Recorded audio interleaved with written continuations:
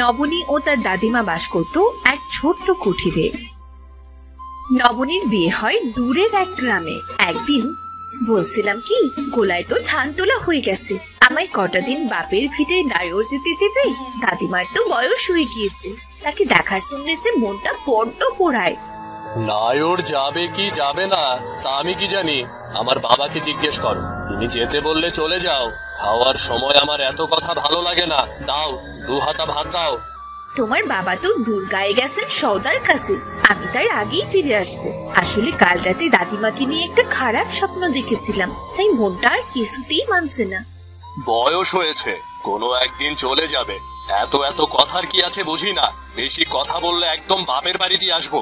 শান্তিতে 2টো ভাত দেবে তাও না, যত সব। তোমায় চিংড়ির ডিমের ঝোল দেবো? ইয়াক, ওসব আমি খাই না। মাংস দাও। এসব যে রান্না করো না, না দেখতে ভালো না খেতে ভালো। রান্নার সময় মন থাকে কোথায় তোমার? শোনো, এখানে কিন্তু তোমাকে রান্না করার জন্যই আনা হয়েছে। শুধু রান্না? তাছাড়া আর ঘরের বউয়ের কাজ কি? এত কথা না বলে দাও, মাংস দাও। বাড়িতে কেউ আছেন? কে? আপনাকে তো আগে দেখিনি। না বলে কয়ে ভেতর বাড়িতে কেন এসেছেন? আসলে দরজাটা খোলাই ছিল তো, তাই এলাম। আমি হাবলু, নবনীর বাবার গ্রামের লোক। ওর দাদিমা ওর খবর নিতে পাঠিয়েছে। তা এত বড় বাড়ির যখন বউ হয়ে এসেছে তখন ভালোই আছে। জনে জনে এত খবর পাঠানোর কি আছে? আসলে নবনীর ঠাকুমার শরীরটা ভালো নেই। আগের মতো হোটেলটাও খুলতে পারেন না, কোনো মতে দিন কাটতেছে। নবনীকে একবার নায়র নিতে চাই, যদি অনুমতি দেন তো। নবনী কি কবিরাজ নাকি বদ্যি? গেলেই বুড়ির শরীরটা ভালো হয়ে যাবে। এখন ওসব নায়র হবে না। আপনি নিশ্চয় খেয়ে এসেছেন, নয়তো ঘরে গিয়ে খাবেন। এখন দয়া করে আসুন। আমি গিয়ে তবে কি বলবো? আচ্ছা, ব্যাককেলে লোক তো আপনি। বললাম না নায়র হবে না। বেশি লোক পাঠালে একেবারে বাপের ভিটেতে বসিয়ে দিয়ে আসবো। আড়ালে দাঁড়িয়ে সব শুনল নবনী। তার স্বামীর কথার পরে কথা বলার জোর নেই তার। হাবুল মুখ শুকনো করে বাড়ি ফিরে গেল। নবনীও খুব কাঁদল। হায় বিধাতা, জন্মের সময় তো মা বাবাকে নিয়ে গিয়েছো, হাসে এক দাদিমা, তাকে এই অভাগী শূন্যে ফেলেছিও, নয়তো আমি ছায়া পাবো কোথায়? কয়েকদিন পর। আর যে পারছি না। তোমার হাতে কি জোর নেই? জোরে তেল মালিশ করো। করছি তো, তুমি একটু চুপটি করে শুয়ে থাকো। আমার মনে হয় কবিরাজের এই তেলে কিচ্ছু হবে না, কবিরাজকে ডেকে আনতে হবে। তোর সাহস তো কম নয়। আমার শোবার ঘরে তুই পর পুরুষ ঢোকাবি? ওরে, আমার তো মান সম্মান আছে, তাই না? তাই বলে এত কষ্ট পাচ্ছ? এদিকে যে রাতও বাড়ছে, যদি বাড়াবাড়ি কিছু হয়ে যায়। একটিবার হরি কাকাকে বলে দেখি। চুপ কর বেয়াদব। এই জন্যে ঘরের মেয়েকে বউ করে ঘরে আনতে চাইনি। যা দূর হ, আমি তোর মুখ দেখতে চাই না। আমি তোকে ত্যাগ করলাম। না, এ তুমি কি বলছো? তুমি তোমার কথা ফিরিয়ে নাও। ও কি কথা কইছো না কেন? হরি কাকা, হরি কাকা। আমায় ডেকেছেন? দেখো না হরি কাকা, উনি সাড়া দিচ্ছেন না। কি করবো এবার আমি? হায় হায় গো, আপনার যে কপাল পুড়েছে বৌঠার। দাদা বাবু যে আর নেই। হায় হায় গো, এ কি সর্বনাশ হলো গো। হায় বিধাতা, কেন আমার এত বড় শাস্তি দিলে? এবার এবার আমি কোথায় যাব? কয়েকদিন পর। আমাকে ডেকেছেন বৌঠার? এই ভিটিতে আর থাকা গেল না হরি কাকা, আমায় আমার গ্রামে দিয়ে আসবে। দাদিমা কতবার নায়র নিতে লোক পাঠালো, তখন তো যেতে পারিনি। তবে এবার সে যেতেই হবে হরি কাকা। তুমি আমার সে অনেক বড়। আমি আমার জমানো কত টাকা আর গয়না ছাড়ার সাথে কিচ্ছু নিচ্ছি না, তুমি দেখে নিতে পারো। আর যদি ভুল করে থাকি তবে আমায় ক্ষমা করে দিও কাকা। এসব কি বলছেন বৌঠার? আপনি মালিক, আমি কাজের লোক, তবে আপনি বলুন কবে যেতে চান, আমি গিয়ে আপনাকে পৌঁছে দিয়ে আসবো বৌঠান। না হরি কাকা, আমি একাই যেতে পারবো। তুমি শুধু একটা গরুর গাড়ি রেখে দাও। লাল শাড়িতে এসেছিলাম, আর আজ সাদা শাড়িতে একা একা মুখ লুকিয়ে যেতে হচ্ছে। এসে বড্ড লজ্জার। আমি এখনই গাড়োয়ান ডেকে দিচ্ছি, আপনি সবকিছু বাধাবাধি করে নিন।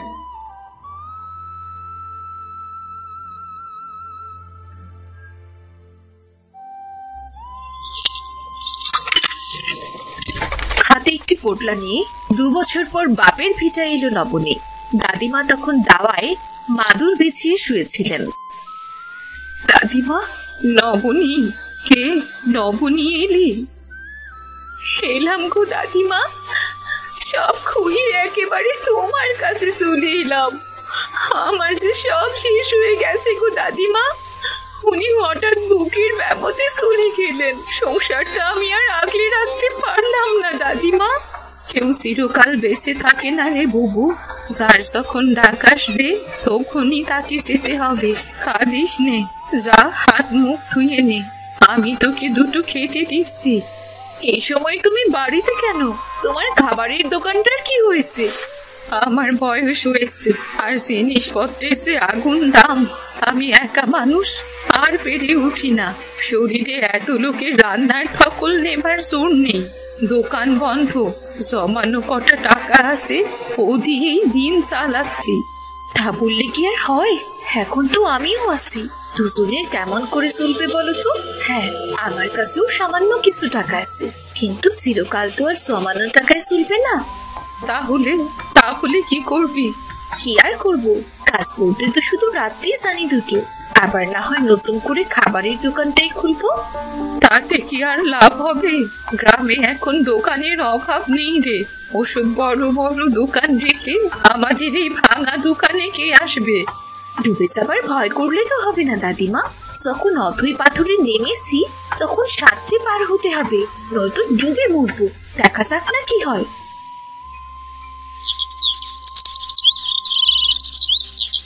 পরদিন। দাদিমা, ও দাদিমা, তুমি এখনো বসে আছো? চলো চলো, দোকানটা খুলতে হবে তো।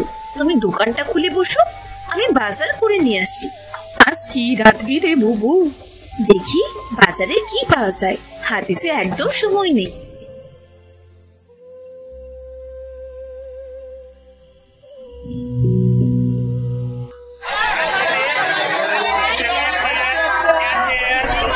নবনী বেশ দেখে বাজার করে নিয়ে এলো।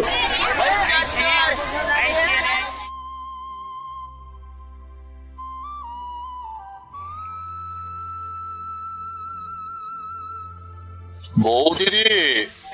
আরে হরি কাকা, তুমি এখানে? এসো এসো, বসো। আমাকে একটা কাজ দিতে পারবে বউ দিদি? ও বাড়িতে আমার আর কোনো দরকার নেই। বড় বাবু সব মারা গেলেন, মেজ দাদা সব নিজের করে নিয়েছে। আমি এখন কোথায় যাব বউ দিদি? কোনো ব্যাপার না হরি কাকা, আমাদের দুমুঠো ডাল ভাত ছুটলে তোমারও ছুটে যাবে। এখন বসো দেখি, হাতে হাতে আমায় সাহায্য করো। আজ কি এনেছিস বুবু? বাজারে ভালো এসুর উঠেছে। আজ এসুর চিংড়ি রাখবো, আর চিংড়ির ডিম ঝোল করবো, সাথে গরম ভাত আর ডাল আর কাঁচা আমের চাটনি। বাহ, এত আয়োজন! কিন্তু কেউ কি খেতে আসবে রে বুবু? দেখোই না কি হয়, চিংড়ি ডিমের ঝোল খেতে দূর গা থেকেও লোক আসবে। তাই যেন হয় রে বুবু, তোর যেন এই দোকান থেকে দিন কেটে যায়। হরি আর নবনী মিলে খুব যত্ন করে সব রান্না করলো, আর খদ্দেরের জন্য অপেক্ষা করতে লাগলো। বউ দিদি, কেউ তো এলো না, কি করবে এবার? আমার মনে হয় সবাইকে ডাকতে হবে, না ডাকলে ওরা বুঝবে কেমন করে। ও হরি, তুই বরং হাত ডাক কর বাবা। সেই ভালো খুড়িমা, আমি বরং ডেকে দেখি। আসুন আসুন, খেয়ে যান। পেট ভরলেও এই খাবার খেয়ে কিন্তু মন ভরবে না। সুস্বাদু খাবার, খেয়ে যান। ঘরের খাবার খেয়ে যান। আসুন আসুন, চিংড়ির ডিমের ঝোল দিয়ে মজা করে খান। এঁচোড় চিংড়িও চেখে দেখুন। আসুন আসুন, আয়েশ করে খান আমের চাটনি। আসুন, আসুন। আমার মনে হয় এসবই হবে না, লোকেরা কি খেতে চায় তা বুঝেই আমাদের রান্না করা উচিত। তা বলি এত যত্ন করে তৈরি করা খাবার নষ্ট হবে? কেউ তো এলো না। খুড়িমা, ও খুড়িমা, তুমি আমার দোকানটা খুলেছো। যাক, এবার দুটো মায়ের হাতের মতো রান্না করা মজার মজার খাবার খেতে পারবো। আমি না রে বাবা, নবনী এসেছে, সেই সব কিছু করেছে, একটু চেখে দেখবি নাকি? চাকবো কি গো, আজ তো কবজি ডুবিয়ে খাবো। তোমরা সব গুছিয়ে নাও, আমি আরো অনেককেই ডেকে আনছি। তা কি কি রান্না করেছিস রে মা নবমী? এসুর চিংড়ি, এসুর ডিমের ঝোল, ভাত ডাল আর আমের চাটনি। ও কাকা, এসব খাবার সকলে খাবে তো? খাবে না? কি বলছিস রে মা, খেয়ে সকলে আরো চাইবে। তুই দাঁড়া, আমি আমার পরিচিত কজনকে নিয়ে আসছি। হাবলু সহ গ্রামের কয়েকজন লোক খেতে বসলো। হরি সবাইকে খেতে দিল। আর কিছু লাগলে জানাবেন।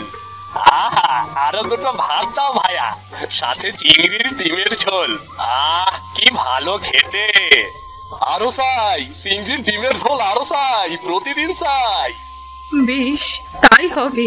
চিংড়ির ডিমের ঝোল পাবে তোমরা, তবে কাল আবার এসো, আজকের মতো শেষ হয়ে গেছে। বাহ, কতদিন পর এত লোক আমার খাবারের হোটেলে বাদ পড়লো। খাবারের জন্যে আবার সেই হাত ডাক। বিধাতা যা করেন তা মঙ্গলের জন্যেই করেন। ঠিক বলেছো দাদিমা, একদিনে চিংড়ি ডিমের ঝোল রেঁধেছিলাম বলে কত কটাক্ষ শুয়েছি, আজ লোকেরা পয়সা দিয়ে কিনে খাচ্ছে।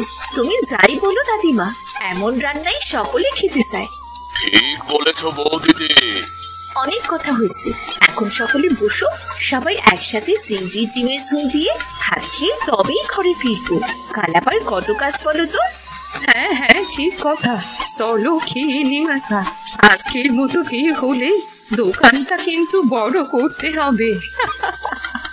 সব হবে দাদিমা, এবার এসো তো। সুজয় একজন কাঠুরে, জঙ্গল থেকে কাঠ কেটে বিক্রি করেই তার সংসার চলে। অভাবের সংসারে তার স্ত্রী খুব অসুস্থ।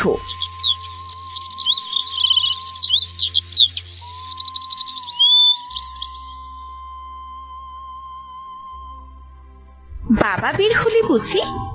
হ্যাঁ রে মা, এই তো বের হব। কেন, কিছু বলবি নাকি? হ্যাঁ বাবা, মানে বলতে চাইছিলাম যে মায়ের ওষুধ তো কাল ফুরিয়ে গেছে বাবা, মা আবার বেশি অসুস্থ হয়ে পড়েছে। যদি আজ আসার সময় মায়ের ওষুধগুলো আনতে। হ্যাঁ রে মা, আনবো। কদিন ধরে হাটে তেমন কাঠ বিক্রি হচ্ছে না, কি যে করি, সংসারটারও বেহাল অবস্থা। আচ্ছা নয়না মা, তোর মাকে দেখে রাখিস, আমি আসার সময় কিছু ওষুধ আনবো ক্ষণ। এইভাবে বেশ কিছুদিন চলে গেল। সুজয়ের স্ত্রীও সুস্থ হয়ে উঠল। এইদিকে নয়না এসে তার মায়ের কাছে বায়না ধরলো কাঁঠাল খাবে বলে। মা, বাবাকে বলবে আজ আমার জন্য কাঁঠাল আনতে। আমি কাঁঠাল খেতে কতটা পছন্দ করি, হয়তো বাবা তা ভুলেই গেছে। কি হয়েছে রে মা, এমন রাগ করে কথা বলছিস কেন? কাঁঠাল খেতে কি খুব মন চেয়েছে? হ্যাঁ মা, কাঁঠাল খেতে আমার খুব ইচ্ছে করছে। রুবার বাবা একটা কাঁঠাল এনেছে, সবাইকে দিয়েছে মা, শুধু আমি ছাড়া। বলেছে আমরা গরিব, এত দামের কাঁঠাল নাকি আমাদের শূন্য নয়। নয়নার মা নয়নাকে বুকে জড়িয়ে মাথায় হাত বুলিয়ে দেয় আর বলে, মা নয়না, কারো কথায় কিছু কষ্ট পেতে হয় না। কে কোন জিনিসের যোগ্য সেটা তো একমাত্র উপরওয়ালাই জানে। আজ তোর বাবা হাট থেকে আসলে বলবো তোর জন্য একটা কাঁঠাল নিয়ে আসতে।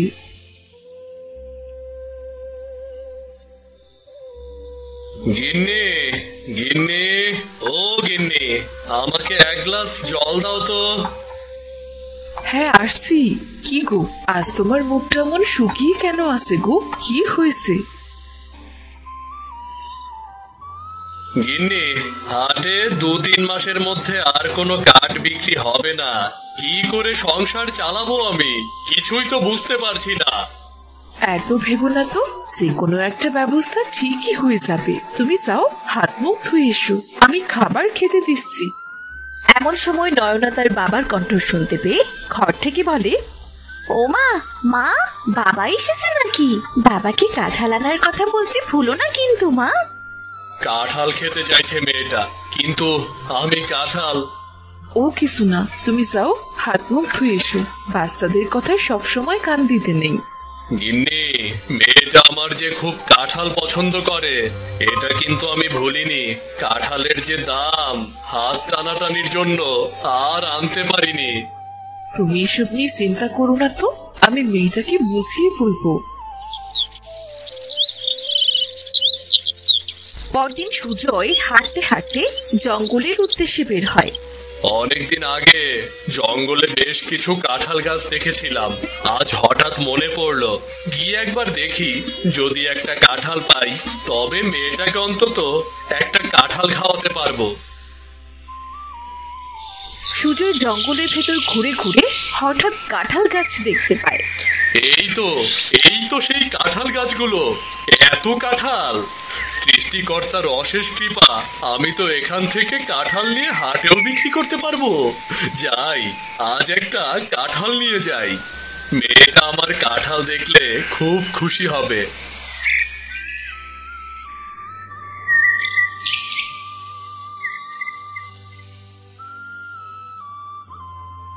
নয়নামা, নয়নামা, বেরিয়ে আয়।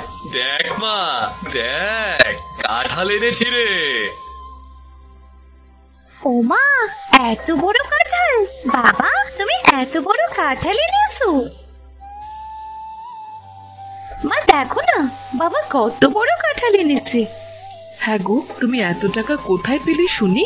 এত বড় কাঁঠাল, দামও তো নিশ্চয়ই অনেক নিয়েছে। না গো গিন্নি, এটা কেনা না গো।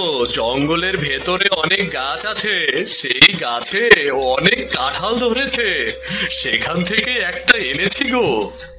জঙ্গলে কাঁঠাল গাছ? তাহলে তো তুমি ওখান থেকে কিছু কাঁঠাল এনে হাটেও বিক্রি করতে পারো। এতে আমাদের সংসারটাও বেশ ভালোই চলবে। আমি তো তাই ভেবেছি, কাল জঙ্গল থেকে কাঁঠাল এনে তা হাটে বিক্রি করব। কাঁঠালের যে দাম, তাতে করে বেশ কটা টাকা উপার্জন করতে পারবো। তাহলে আমাদের বাড়িতে যে ভ্যান গাড়িটা পড়ে আছে ওইটা নিয়ে যেও, এতে তোমার কষ্টটাও একটু কমবে। এরপর সুজয় ভ্যান গাড়িটা নিয়ে জঙ্গলে গেল।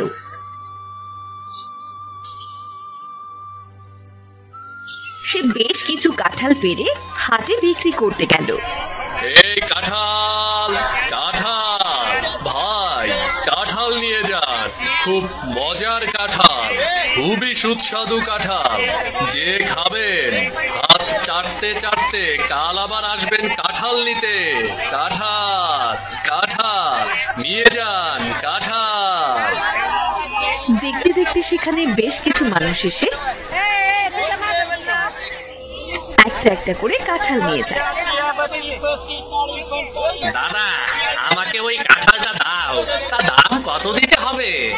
দাম তো, এই কাঁঠালটার দাম পুরো 6 টাকা। এই নাও টাকা। 6 টাকা তো দিলাম, তবে কাঁঠাল যেন খুব ভালো হয়, কেমন?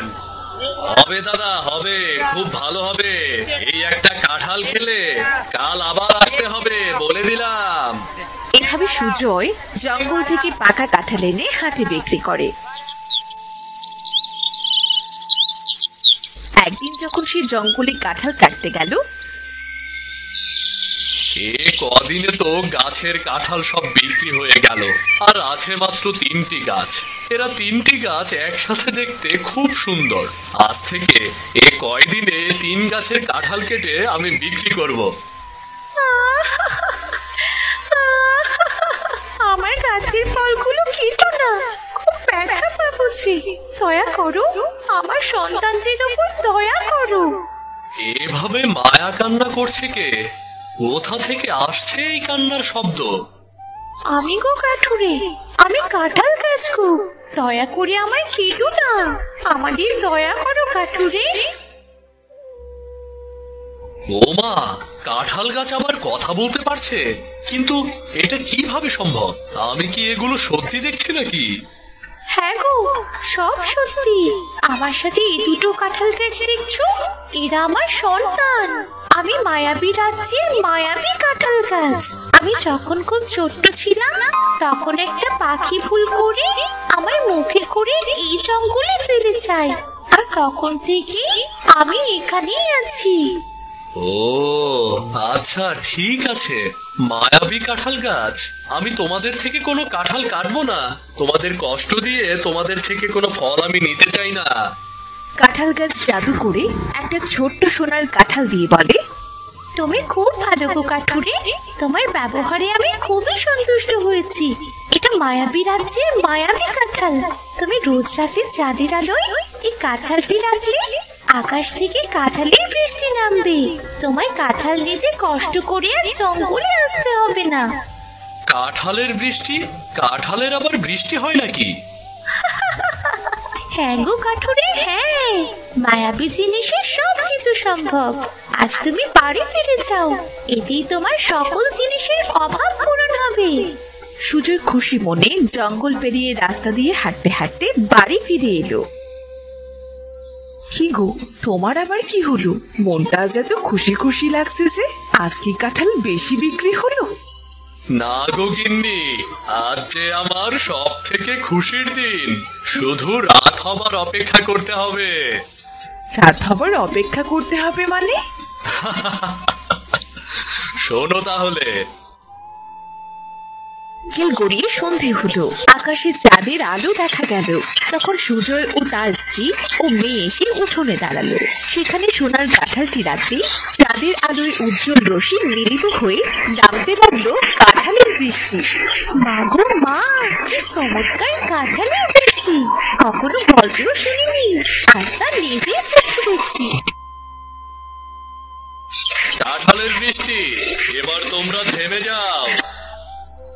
আমাকে আগে বলতো তো দিদি, আমি তো সব কাজ পারি। সব কাজ আমি এক্ষুনি করে দিচ্ছি। সে বসে চুক্তি করে বসে দেখ, তুই দূরে থাকলে আমার কাজে মন বসে না রে বোন। মা দেখেছো তোমার মেয়ে কেমন দুষ্ট হয়েছে? আমাকে একা একা খেলতে দিবে না, তাই আমার বুদ্ধি আসলো, বুঝলে? হ্যাঁ, আমি সব দেখেছি। তোরা আমাকে কাজ করে উদ্ধার করে দিচ্ছিস। যাবো যা, এবার আর তোদের কোনো কাজ করতে হবে না। এই দিদি, মা মনে হয় রাগ করেছে।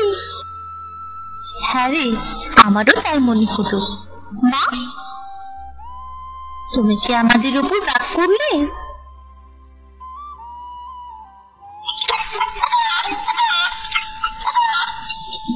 কই গো, আমার লক্ষ্মী মেয়ে দুটো কই? ময়না, টিয়া, বাবা এসেছি।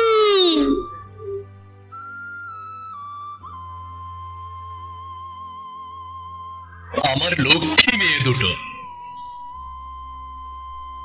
এত সময় কি করছিলি তোরা? কি আর করবে, ওদের দু বোনের যে কাজ তাই করছিল। বসে বসে আমার মাথাটা পাগল করে দিচ্ছিল। একদম না, মাকে আমি কাজ করে দিচ্ছিলাম, মা খালি বোকা দেয়। আমিও সারাদিন মাকে কাজ করে দিই। শুধু নাকি বাবা বেশি ভালো, আমাদের খুব ভালোবাসি। হ্যাঁ হ্যাঁ, মায়ের কাছে যেন আর আসিস না, বাবার কাছেই থাকবি সারাক্ষণ। এরপর বাড়িতে মিষ্টিওয়ালা এলে যদি বলিস মা এটা কিনে দাও সেটা কিনে দাও, তখন দেখবো। তখন তুই বাবাকে বলবি, আমাকে যেন বলবি না। তোদের মা কিন্তু এবার খেপে গেছে, আর কথা বলা যাবে না। এবার সবাই চুপ। কেমন? ঠিক আছে বাবা। আমরা বারান্দায় বসলাম গো ময়নার মা, তাড়াতাড়ি খাবার দাও, পেটটায় বড্ড খিদে গো।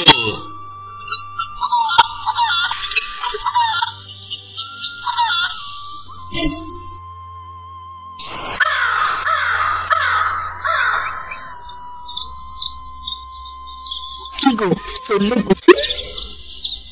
হ্যাঁ গো বউ, হ্যাঁ, রোদ ওঠার আগে ধানটা কেটে নি। এদিকে আকাশের অবস্থাও আজ পাচ্ছি না। কি যে করবো কিছুই বুঝে উঠতে পারছি না। চিন্তা করুন না, ফসলগুলো তো বেশ ভালোই হয়েছে। জমিদার বলেছিল এবার নাকি ফসল মাঠ থেকে ভাগ করে নিয়ে যাবে। তা খেলে যাক, তারটা শুনবে। তা আজ কি খেতে আসবে না নাকি?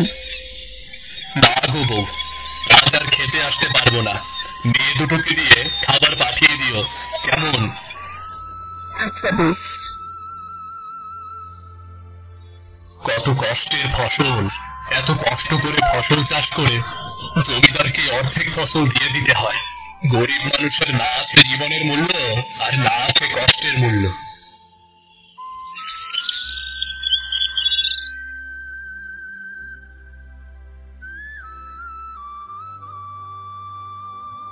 দেখ, না একা একা কাজ করছি।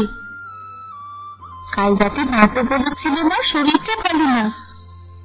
আরে দিদি, কাল তো বলেছিল আমাকে ঘুম থেকে উঠতে বড্ড দেরি হয়ে গেল। চল আমরা কি আগে জল থেকে নিয়ে আসি? হ্যাঁ কাল চল।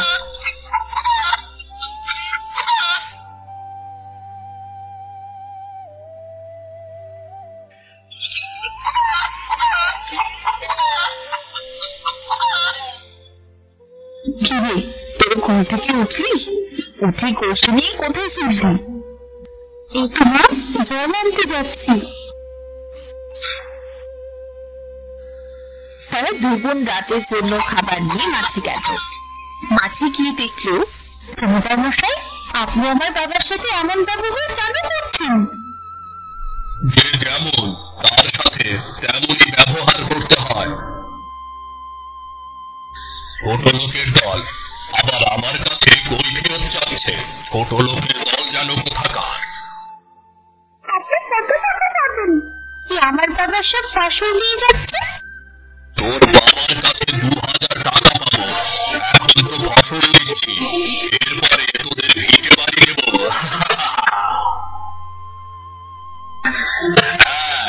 তোরা হাত করে দাঁড়িয়ে দেখছিস কি?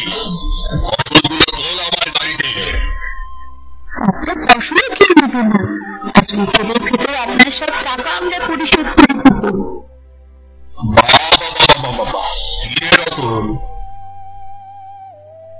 এ তো তোর সোনার টুকরা মেয়ে রে, এত তাড়াতাড়ি ঋণ শোধ করবে? আচ্ছা বেশ, তাই হবে। কোথায় পাবি রে মায়ের টাকা? এসব আলাপ বাড়ি গিয়ে করিস। বাইরে ঝমঝম করে বৃষ্টি পড়ছে।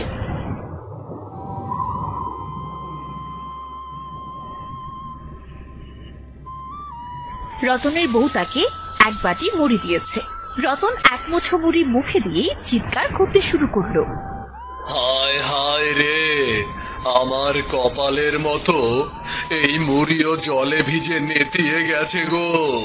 ছি, এই ভেজা নেতানো মুড়ি কোনো মানুষ খেতে পারে? তখন এক গ্লাস পানি নিয়ে রতনের বউ ঘরে এলো। আহ, কি হয়েছে শুনি? কেন গলা ফাটিয়ে এমন চিৎকার করছো? জানোই তো জোরে চিৎকার চেঁচামেচি শুনলে আমার বুকে বড্ড ব্যথা হয়। চিৎকার কি আর সাধে করিব? তোমাকে বললাম এক বাটি মুড়ি দাও, ঘরে বসে চিবই। বৃষ্টির দিনে আর কি কাজ? কিন্তু তুমি কি না আমাকে ভেজা মুড়ি দিলে? না গো, তোমায় আমি ভেজা মুড়ি দিইনি। আসলে আমাদের ঘরের চালটা আমাদের কপালের মতোই ফুটো, তাই তো জল পড়ে মুড়ি ভেজে গেছে। তুমি বসো, আমি আরেক বাটি মুড়ি এনে দিচ্ছি। থাক থাক, আর মুড়ি লাগবে না। বৃষ্টি ধরলে বের হব, তাড়াতাড়ি রান্না শেষ করো। কি করে রাঁধবো বলো তো? রান্নার সব কার্যে ভিজে গেছে। আমি কোনো রান্নাও করতে পারবো না। হয় শুকনো কাটানো, নয়তো না খেয়ে থাকো। চারদিকে শুধু নেই নেই আর নেই। জীবনের প্রতি ঘেন্না ধরে গেল। দূর, ঘরে আর থাকবো না। যেদিকে চোখ যায় চলে যাব। শোনো, সেই দিকে দু চোখ যায় সেই দিকে চলে যাও, তবে মনে রেখো ফেরার সময় বাজার করে নিয়ে এসো। চাল ডাল বারণ তো, আর রোদ না উঠলে শুকনো কাঠও আনবে, এই বলে দিলাম। রতন টিপ টিপ বৃষ্টিতে ভিজতে ভিজতে বাইরে চলে গেল। গ্রামের চায়ের দোকানটায় আজ কোনো ভিড় নেই। চায়ের দোকানদার আর রফিক মিয়া বসে আছে। কি রতন ভাই, মেজাজ ঠিক নেই মনে হচ্ছে। কড়া করে এক কাপ চা দেবো নাকি? বৃষ্টির দিনে গরম গরম চা খাও, মেজাজ একদম ঠান্ডা ঠান্ডা কুল হয়ে যাবে। কি হয়েছে রতন ভাই, কোনো সমস্যা নাকি? সমস্যা কি আর একটা রে ভাই, যেদিকেই তাকিয়ে দেখি সেদিকেই শুধু নেই নেই আর নেই। ঘরের চাল ফুটো, ঘরের আনাজ নেই, কাঠ নেই, ওদিকে বৃষ্টির জন্য মাছ ধরাও বন্ধ। এবার বোঝো আমার অবস্থা। আরে ভাই, সে তো আমাদের জেলেদের রোজকার ব্যাপার, এসব আর নতুন কি? বাপ দাদার পেশা ছাড়তেও পারি না, আবার ধরে রেখেও সেই রকম ব্যাপার। বাপের সংসারেও অভাব ছিল, আমাদের সংসারেও অভাব আছে। এ তো চলছে যুগের পর যুগ ধরে। নাও গো রতন ভাই তোমার চা। শুধু এই কারণে বুঝলে, এই কারণে আমি বাপ দাদার পেশা ওই মাছ ধরা ছেড়ে দোকান খুলে বসেছি।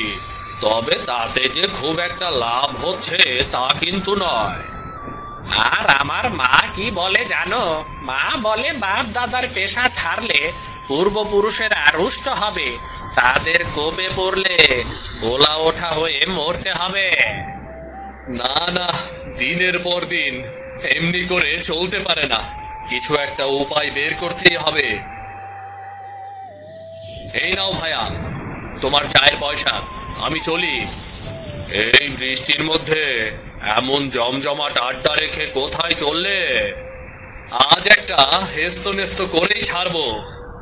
মাথা তো তোমার বেজায় গরম মনে হচ্ছে, তা হেস্ত নেস্তটা করবে কার সঙ্গে? কার আবার, আমার ভাগ্যের সাথে। আমি চলি গো। টিপটিপ বৃষ্টিতে রতন একাই চলে যায়। রফিক আর দোকানি তখন একে অপরের দিকে চেয়ে থাকে। আমার মনে হয় নেই নেই করে লোকটার মাথাটাই বিগড়ে গেছে। আহ, কত ভালো লোক গো। ওদিকে বেলা গড়িয়ে গেলেও বৃষ্টি থামার কোনো নাম নেই। রাগের মাথায় মানুষটাকে যে কেন দুটো কথা শোনাতে গেলাম। বেলা কত হয়ে গেল, এখনো ফিরল না সে। কোনো বিপদ আপদ হলো না তো? না না, বৃষ্টি থামলে ঠিক ফিরে আসবে, আমি বরং অপেক্ষা করি। ওদিকে বৃষ্টিতে ভিজতে ভিজতে নদীর দিকে তাকিয়েছিল রতন। এমন ভিজলে তো তোমার জ্বর হবে, শরীর খারাপ করবে, বিছানায় পড়লে তুমি খাবে কি? কে কে কে কে কথা বলছো? আমি তো তোমাকে দেখতে পাচ্ছি না। আমি হলাম তোমার ভাগ্য, এই যে দেখো আমাকে। তুমি এত কালো কেন? আমি হলাম মন্দ ভাগ্য, তাই এত কালো। আমি আছি বলি তোমার কাছে সুখ আসতে পারে না। কেমন করে আমার কাছে সুখ আসবে বলতে পারো? আমি না থাকলেই সুখ আসবে, কিন্তু আমি তো তোমাকে ছেড়ে কোনো দিন যাব না। সবাই সুখকে চায়, আমাকে তো কেউ চায় না। আর আমি একবার যার কাছে এসে পড়ি তাকে আর কখনো ছেড়ে চাই না, এজন্যও আমি তোমায় ছাড়বো না। তাহলে আমার অভাব অনটন আর কাটবে না? তুমি বলো না আমি কি করতে পারি? আচ্ছা, আমার কপাল না হয় মন্দ, আমার বউয়ের তো কপাল মন্দ নয়, তবে আমার জন্য সে কেন কষ্ট পাবে? এক যাত্রার পৃথক ফল হয় কখনো? তবে কি জানো, একটা কথা আছে, অভাবের স্বভাব নষ্ট। তুমি যদি আমার কথা শোনো তবে তোমার লাভ বই লোকসান হবে না। কি কি কথা? তুমি চুরি করো, ডাকাতি করো, আবার রাতের বাজারে বাড়ি জমাও, দেখবে তোমার দুদিনে আঙুল ফুলে কলা গাছ হবে। চুরি? ওরে বাপরে, ওসব আমি করতে পারবো না। আর ডাকাতি, ওই লোক বল আমার নেই। রাতের বাজারে বাজি লড়বো, তার পয়সা কোথায় পাবো আমি?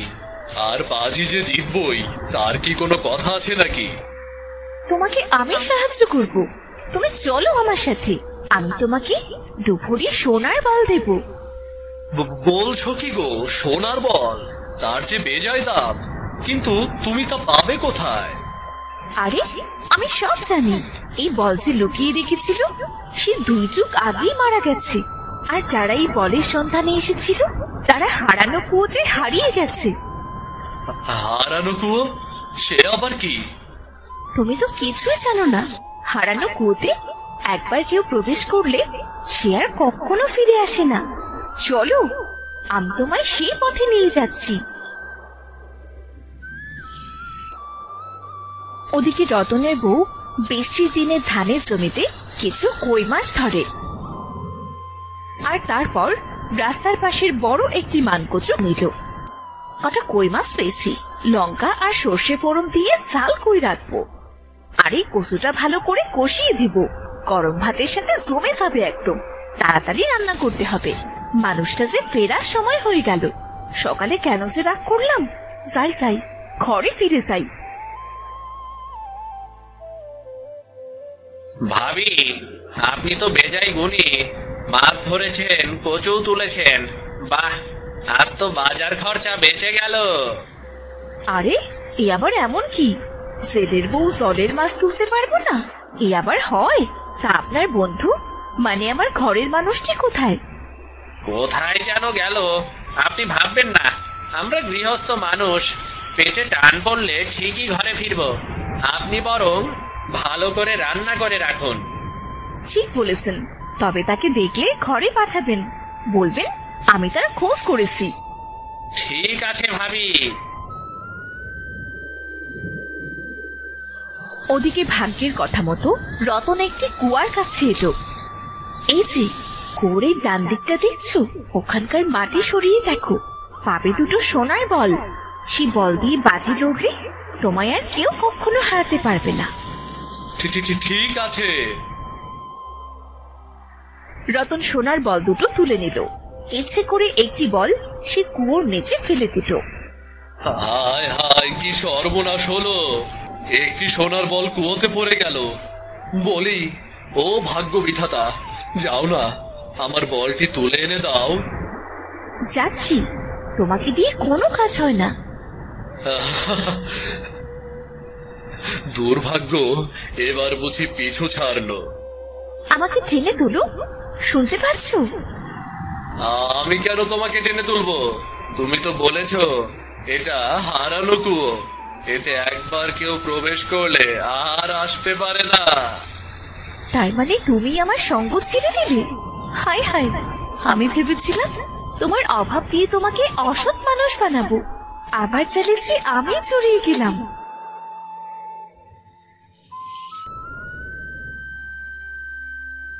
সোনার বল নিয়ে রতন ঘরে ফিরে এলো। ওদিকে রান্না করে খাবার বেড়ে রতনের বউ তার অপেক্ষা করছিল। হোগো হোগো, তুমি এসেছো? হাত মুখ ধুয়ে এসো, আমি তোমার ভাত পারছি। সকালে রাগের মাথায় যা বলেছি সব ভুলে যাও, আমাকে ক্ষমা করে দাও তুমি। সে ঠিক আছে, তবে বউ, এই সোনার বলটা যত্ন করে রাখো, এটা আমাদের গুপ্তধন।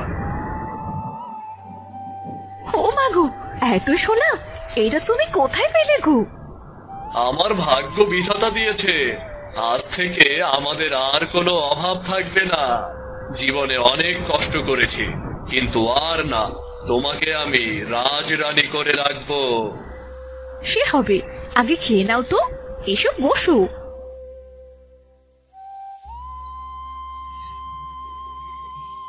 আহা, কতদিন পর এত ভালো খাবার খেলাম। বউ, আজ তো বেলা শেষ, কাল সকাল সকাল নদীতে জাল ফেলবো, কেমন? ঠিক আছে, এখন বিশ্রাম নাও তো। পরদিন রতন খুব ভোরে নদীতে জাল ফেলল, আর জালে উঠল মস্ত এক মাছ। ও ও বাবা গো, কোথায় যাবো গো? এমন মাছ আমার গত কয়েক পুরুষের জালে আটকায় দি গো।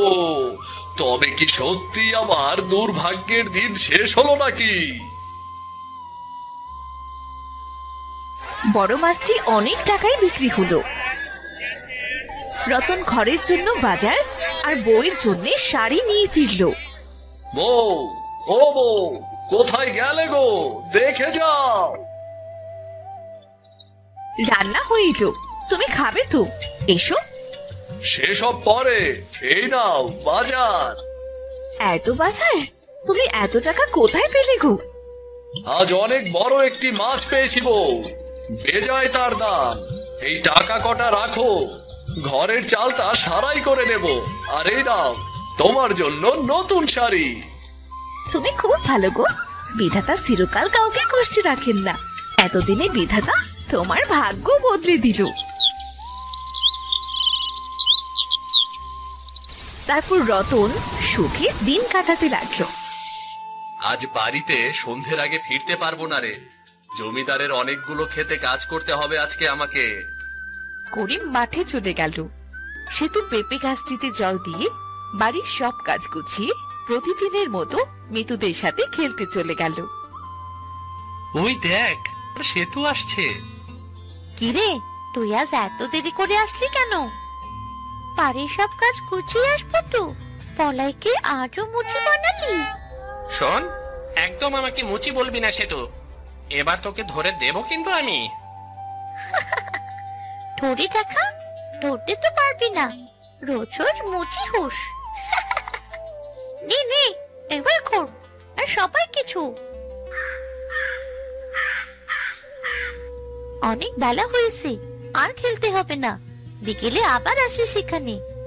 খেলতে খেলতে বুঝতেই পারলাম না যে কখন সময় চলে গেল। হ্যাঁ রে, তোরা জানিস আমার পেঁপে গাছটি না বেশ বড় হয়ে গেছে। সে কি কথা রে, কালকেই না গাছটি লাগালি, এর ভেতর বড় হলো কিভাবে? জানি না রে, দেখলে মনে হচ্ছে দু একদিনের ভেতরই পেঁপে ধরবে। আচ্ছা ঠিক আছে, আগে পেঁপে ধরুক, তারপর না হয় আমরা খেয়ে আসবো। তারা বেশ কিছু সময় কথা বলে যে যার বাড়ি ফিরে গেল।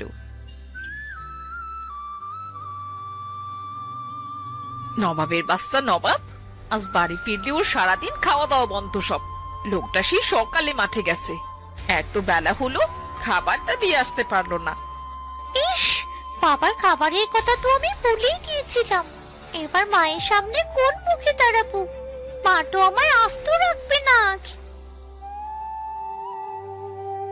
মা, ভুলে গিয়েছিলাম, বাবাকে খাবার দেওয়ার কথা আমার একদম মনে ছিল না। আমাকে এক্ষুনি দাও, আমি খাবারটা এক্ষুনি দিয়ে আসছি। পোড়ামুখী মেয়ে, খাবারের সময় এক থাল গিলতে পারিস, আর কাজের সময় মনে থাকে না? তোর জন্য আমি এখনো বসে আছি খাবার না দিয়ে। হ্যাঁ, আহ মা, মা ছাড়ো, লাগছে তো মা। আজ সারাদিন তোর খাওয়া বন্ধ। পেটে খাবার না থাকলে খেলার কথা আর মনে থাকবে না।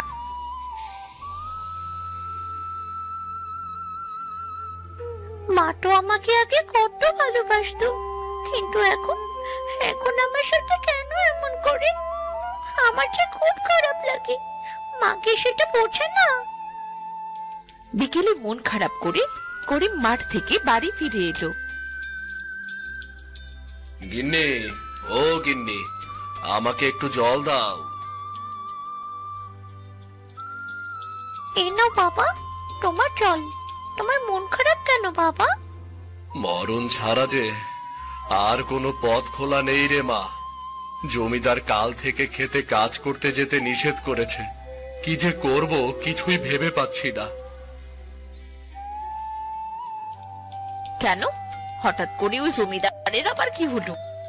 জল পিপাসা লেগেছিল, তাই জল খেতে একটু বাইরে গিয়েছিলাম।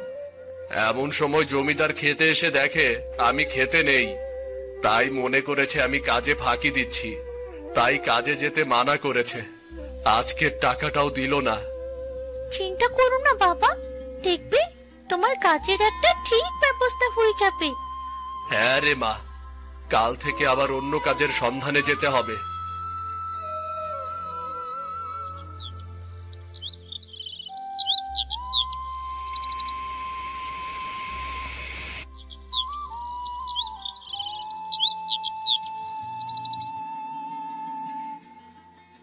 পরদিন সকাল সকাল রহিমা ঘুম থেকে উঠল। সে বাইরে এসে দেখলো পেঁপে গাছটি বড় হয়ে তাতে বড় বড় পেঁপে ধরেছে। মা গো মা, এত বড় পেঁপে, তাও আবার একদিনে! সেতু, এই সেতু, ওগো শুনছো গো? আরে তোমরা গেলে কোথায় সবাই? কি গো, কি হলো তোমার? এত চিৎকার করছো কেন? ওগো দেখো, সামনে তাকিয়ে দেখো। এত বড় পেঁপে! মা গো মা, কালকেই তো গাছটি ছোট দেখেছিলাম, আজ হঠাৎ করে এত বড় হয়ে গেল কি করে?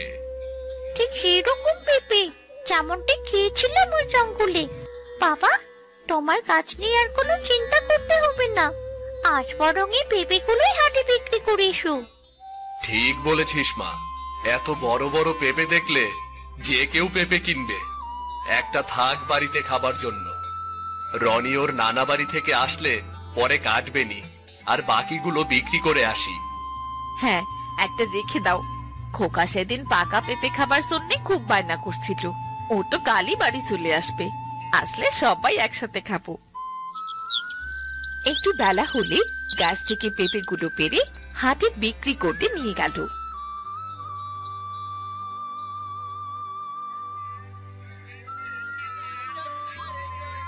হাটের মানুষ এত বড় বড় পেঁপে দেখে খুব অবাক হলো। কে যা করে? এত বড় বড় পেঁপে তুই কোথায় পেলি? বাড়ির উঠানে একটা গাছ হয়েছে দাদা, সেই গাছে এমন পেঁপে ধরেছে। পেঁপের জাত খুবই ভালো গো। দেখলেই তো বোঝা যাচ্ছে। পাকা পেঁপে খেতে আমার খুব ভালো লাগে। দে তো, আমাকে একটা দে। এত বড় পেঁপে বাড়িতে সবাই খেয়েও শেষ করতে পারবো না। দে।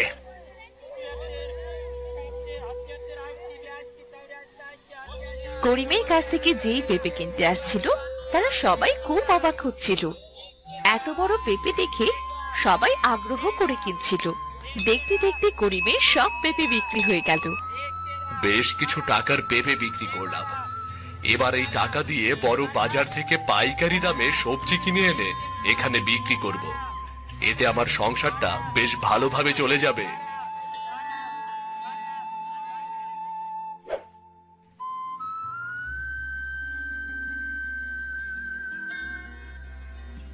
কই গো, এদিকে আসো। চলে এসেছো? বাহ, এত বড় মাছ এনেছো যে! এক একটা পেঁপে 3 ডাবল দামে বিক্রি করেছি। বেশ কিছু টাকা হলো, তাই একটা মাছ নিয়ে এলাম গো। বেশ করেছো, কদিন ধরে খুব বড় মাছ খেতে ইচ্ছে করছিল। আই সেতু, মাছটি কেটে ধুয়ে নে তো, আমি হাঁস মুরগিগুলো তুলে আসছি। আচ্ছা ঠিক আছে মা। একদিনে এত বড় বড় পেঁপে ধরলো কি করে গাছে? আমি তো রাজু, মিতু, বলাই এদের সাথে বললামই না। আমার তো ওদেরকে বলা উচিত ছিল। আমি কালই ওদের পেঁপের কথা বলবো। সেদিন রাতে সবাই ঘুমানোর পর পেঁপে গাছের সেই একটি পেঁপে দ্বিগুণ বড় হয়ে গেল।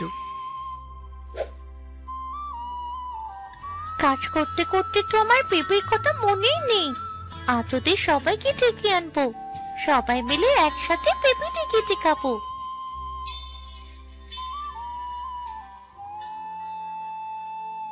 আরে এ কি, পেঁপে তো আরো বড় হয়েছে। এই পেঁপে এত বড় হলো কিভাবে? বাবা মাকে তো কথাটি জানাতে হবে। বাবা, তুমি কি কোথাও যাচ্ছ? হ্যাঁ রে মা, রনিকে ওর নানা বাড়ি থেকে নিয়ে আসি, আর কিছু সবজি কিনে আনি, কাল হাটে বিক্রি করতে হবে। বাবা দেখো, পেঁপে গাছের দিকে তাকিয়ে দেখো, পেঁপেটি কত বড় হয়েছে। ও মা, তাই তো। এত বড় পেঁপে আবার হয় নাকি? এই পেঁপেটি আমার কাছে স্বাভাবিক মনে হচ্ছে না। আজ বাড়ি এসে দেখি কি করা যায়। এইদিকে পুরো গ্রামে হইচই পড়ে গেল। করিমের বড় পেঁপে যে যে খেয়েছে তারা সবাই রাতে উধাও হয়ে গেছে। রাজু, মিতু আর বলাই দৌড়তে দৌড়তে সেতুদের বাড়ি এসে হাজির হলো। কিরে, তোরা এমন হাঁপাচ্ছিস কেন? হঠাৎ আমাদের বাড়িতে কি করতে এলি? সেতু, সে অনেক কথা। গ্রামের মানুষ তো তোদের বাড়িতেই আসছে রে। কাল তোর বাবা কি পেঁপে হাটে বিক্রি করেছে। যারা যারা নাকি ওই পেঁপে খেয়েছে তারা সবাই নিখোঁজ। এগুলো তোরা কি বলছিস? তাহলে কি সবাই এক একটা পেঁপের ভেতর বন্দী হয়েছে নাকি? বাবা, হতে পারে। এটা কি তাহলে রাক্ষসী পেঁপে? এদিকে গ্রামের সব লোক করিমদের বাড়িতে হাজির হলো। এই করিম, তুই কি পেঁপে বিক্রি করেছিস? আমার ছেলে আর ছেলের বউ খেয়ে সাথে সাথে অদৃশ্য হয়ে গেছে। আমার চোখের সামনেই অদৃশ্য হয়ে গেছে। ভাই, তোমরা শুধু শুধু আমাকে ভুল বুঝছো। আমি জানতাম না এই পেঁপের রহস্য। এসো, আমরা সবাই মিলে এই পেঁপেটি কেটে ওর ভেতরে দেখি অদৃশ্য হওয়া মানুষগুলো এখানে আছে নাকি। একথা বলার সাথে সাথে পেঁপেটি থেকে দমকা হাওয়া বইতে শুরু করলো। এমন জোরে হাওয়া বইতে লাগলো যে সবাই হাওয়ার সাথে উড়ে পেঁপেটির ভেতরে চলে গেল। শুধু রাজু, সেতু, মিতু ও বলাই বাদে। বাবা মা, এ কি হলো? আমি জেনে শুনে একটা রাক্ষসী পেঁপে গাছ বাড়িতে নিয়ে এলাম। কাঁদিস না সেতু, কাঁদিস না। এবার কি হবে? ওদের সবাইকে কি করে বাঁচাবো? শুধু আমাদের চারজনকে বাদে সবাইকে তার কাছে টেনে নিয়েছে, কিন্তু কেন? তোরা চারজন আমাকে জঙ্গল থেকে কুড়িয়ে এনেছিস, তোদের গ্রামে আশ্রয় দিয়েছিস, তাই তোদের চারজনকে ছেড়ে দিয়েছি। কিন্তু কেন, কেন তুমি এমন করছো? প্রতিশোধ, প্রতিশোধ। তোদের গ্রামের একটা প্রতারক লোভী লোক, ওরা ওরা আমার মাকে মেরে ফেলেছে, তাই প্রতিশোধ নিচ্ছি। তুমি একজনের অন্যায়ের জন্য আরেকজনের উপর প্রতিশোধ নিচ্ছ? কি হয়েছে তোমার মায়ের সাথে? আমার মা খুব দয়ালু ছিল। ওই যে জঙ্গলে যেত, আমার মা তাকে মিষ্টি মিষ্টি পেঁপে খেতে দিত। কেউ অভাবে পড়লে তাকে সাহায্য করত। একদিন এক কাঠুরে আমার মায়ের কাছে ছায়ায় বসে। আজ আজ এই জঙ্গল থেকে আমি বাড়ি ফিরবো না। এখানেই গলায় দড়ি দিয়ে মরবো, এখানেই গলায় দড়ি দিয়ে মরবো আমি। অভাবের জাতা কলেজে আমি পিষে যাচ্ছি। মৃত্যু ছাড়া আমার কোনো পথ খোলা নেই। নানা কাঠুরে, আত্মহত্যা মহাপাপ। তুমি মরার কথা মুখেও বলো না। কথা বলা পেঁপে গাছ, কিন্তু কিন্তু কি করব আমি? আমার যে আর কোনো পথ খোলা নেই। আমার গাছের একটা ডাল নাও, দেখবে এটা সোনার হয়ে যাবে। আশা করি এতে তোমার সমস্ত অভাব ঘুচবে।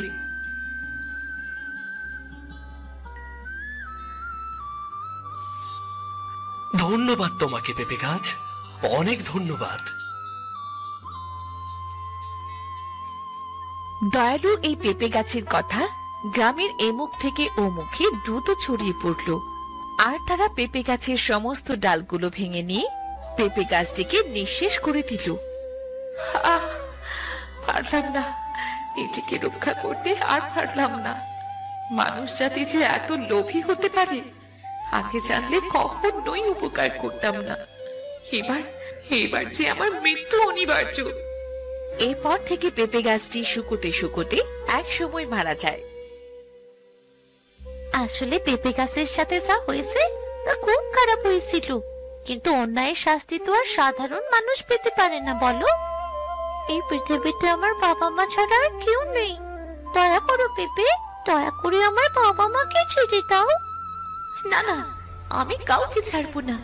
এই গ্রাম আমি শ্মশান করে দেব, সবাইকে মেরে ফেলবো।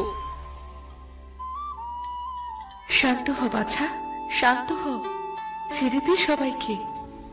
কিন্তু মা, এই মানুষ জাতি যে তোমাকে বাঁচতে দেয়নি, আমার থেকে তোমাকে কেড়ে নিয়েছে মা।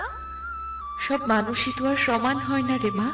এই ছোট্ট বাচ্চাটা তোকে জঙ্গল থেকে কুড়িয়ে এনে কত যত্নে করে তুলেছে। এরা চাইলে তোকে মেরেও ফেলতে পারতো, তাহলে সবাই কি সমান হলো?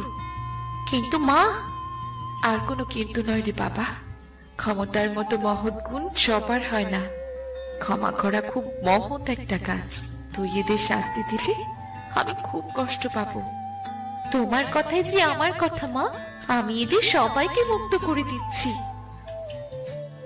এরপর বড় পেঁপেটি তার পেঁপের ভেতর থেকে সবাইকে মুক্ত করে অদৃশ্য হয়ে গেল।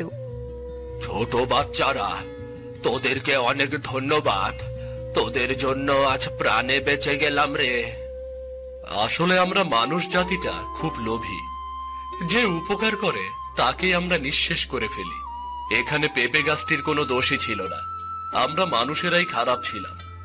ঠিক বলেছিস করিম, অতিরিক্ত সহায়তা অনেককে অকৃতজ্ঞ করে তোলে রে। উপকারের ঋণ আমরা মানুষ জাতি ক্ষতি করে শোধ করি, বুঝলি? সবাই যে যার মতো বাড়ি ফিরে